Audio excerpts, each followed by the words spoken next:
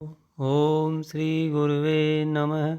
अखण्डमण्डलाकारं व्याप्तं येन चराचरं तत्पदं दर्शितं येन तस्मै श्रीगुरुवे नमः। ओम शांति शांति शांति। अहम ब्रह्मास्मि नामक ग्रंथ है जो स्वामी निसर्गदत्त महाराज की बातचीत पर आधारित है। आज का विषय है जीवन जिस रूप में सामने आए उसे स्वीकार करो।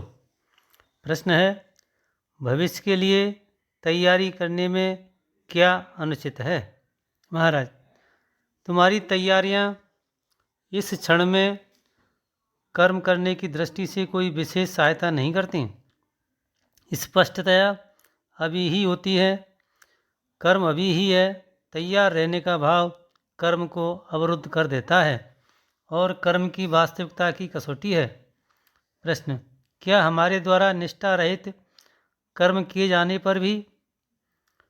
महाराज, तुम कर्म किए बिना रह ही नहीं सकते और प्रत्येक कर्म की पृष्ठभूमि में कोई भय अथवा कामना होती है। और प्रमुख तथ्य यह है कि तुम जो कुछ भी करते हो वह तुम्हारी इस निष्ठा पर अवलंबित होता है कि संसार वास्तविक है और वह तुमसे स्वतंत्र अस्तित्व रखता है। यदि तुम्हारी निष्ठा इसके विपरीत होती तो तुम्हारा आचरण सर्वथा भिन्न होता।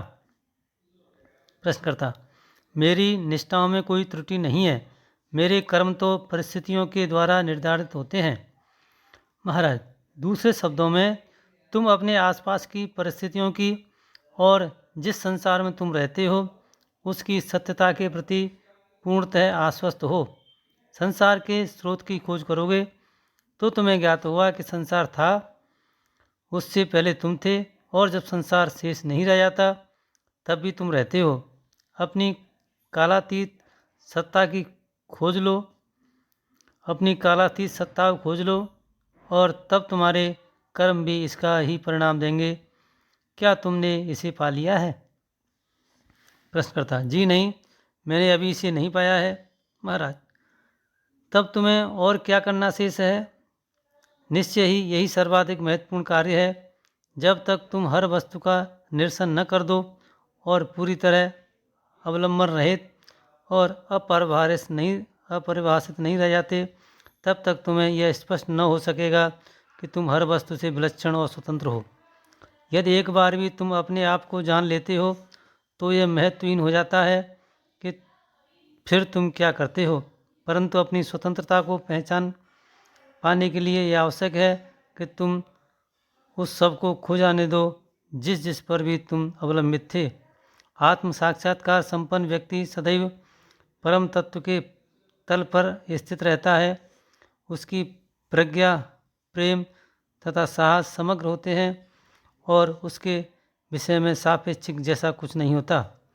और इसलिए यह आवश्यक है कि तुम अपने आप को अपेक्षाकृत अधिक कठिन परीक्षाओं के द्वारा प्रमाणित होने देना चाहिए। अपेक्षितया तीव्रता जांच से गुजरना चाहिए। परीक्षक, परीक्षार्थी और परीक्षा की व्यवस्था, ये सभी वस्तुएं अपने ही अंतर हृदय में स्थित होती हैं। यह अपने ही भीतर का एक नाटक है जिसमें अन्य कोई सम्मिलित नहीं हो सकता। प्रश्नकर्ता, सलीब पर चढ़ाया जाना, मृत्यु और पुनर्जन्म, इस विषय में हम जो बातचीत कर रहे हैं उसकी पृष्ठभूमि हमारे लिए परिचित सी है। इस बार में मैंने निरंतर और अनर्थक पढ़ा सुना और चर्चा भी की है।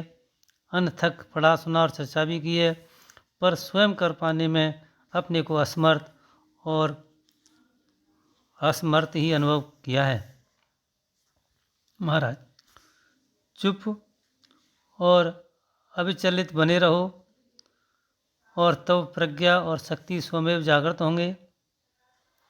तुम्हें उनके लिए लालायित होने की आवश्यकता नहीं है। अपने हृदय और मन की निस्तब्धता में प्रतीक्षा करो। चुप हो जाना अत्यंत ही सरल होता है, पर इसके लिए बिरला ही कोई इच्छुक होता है। तुम सब लोग चाहते हो कि रातों रात महामानव बन जाएं। आकांक्षा से और छोटी से छोटी इच्छा से भी रहित होकर अनावृत, सहिष्णु, असुरक्षा युक्त, अनिश्चित और अकेले हो जाओगे। जीवन जिस रूप में भी सामने आए उसे पूर्णतः स्वीकारो। यह स्वार्थपूर्ण आग्रह न रखकर कि प्रत्येक वस्तु तुम्हें भौतिक और तथाकथित आध्यात्मिक सुख या लाभ प्रदान करे ही। अगला प्रश्न है, आपकी सारी ही बातों से मैं बिल्कुल ही सहमत हूँ, पर मैं यह नहीं समझ पाता कि इसे किया कैसे जाता है। महाराज, यदि तुम्हें यह पता हो कि इसे कैसे किया जाता है तो तुम इसे न करोगे। हर प्रयास छोड़ दो, बस रहो भर, श्रम और संघर्ष मत करो। सभी आलंबन छूट जाने दो, सारी बातों को एक ओर धकेल कर बस होने मात्र की प्रबल भावना में अंधे होकर दृढ़ रहो, यही पर्याप्त है। अगला प्रश्न, यह एक ओर धकेल देने का कार्य कैसे होता है? मैं जितना अधिक धकेलता हूँ बस उतना ही अधिक वेग के साथ मेरी ओर आती है। महाराज, उन पर ध्यान देने से इनकार कर दो। वस्तुएं आएं या जाएं, कामनाएं और विचार, ये भी वस्तुएं ही होती हैं। उनकी अपेक्षा करो। पता नहीं कितने पुरातन काल से अनेक घटनाओं की धूल तुम्हारे मन के निर्मल दर्पण को ढकती चली आ रही थी और फलतः तुम्हारी देखने की क्षमता बस स्मृतियों से अवरुद्ध होकर रह गई। तुम उन्हीं तक देख सकते हो, उनसे पार नहीं। यह धूल और एकत्र हो इसके पहले ही उसे झाड़ दो। यह धूल और एकत्रित हो इससे पहले ही झाड़ दो, तब धूल की पुरानी परतें प्रकट होंगी और धीरे धीरे एक ऐसा समय आएगा कि तुम तुम्हारे मन के वास्तविक स्वभाव को आविष्कृत कर लोगे। यह सब नितांत साधारण सी बात है और अपेक्षाकृत सरल भी है, पर लगन और धैर्य से काम लो, यही महत्वपूर्ण है। अनासक्ति, वैराग्य, कामना मुक्तता और भय मुक्तता, सारे स्वार्थों से मुक्तता, स्मृति और अपेक्षा से रहित शुद्ध जागरूकता मात्र, यही मन की यह अवस्था है जिसमें आविष्कार संभव होता है।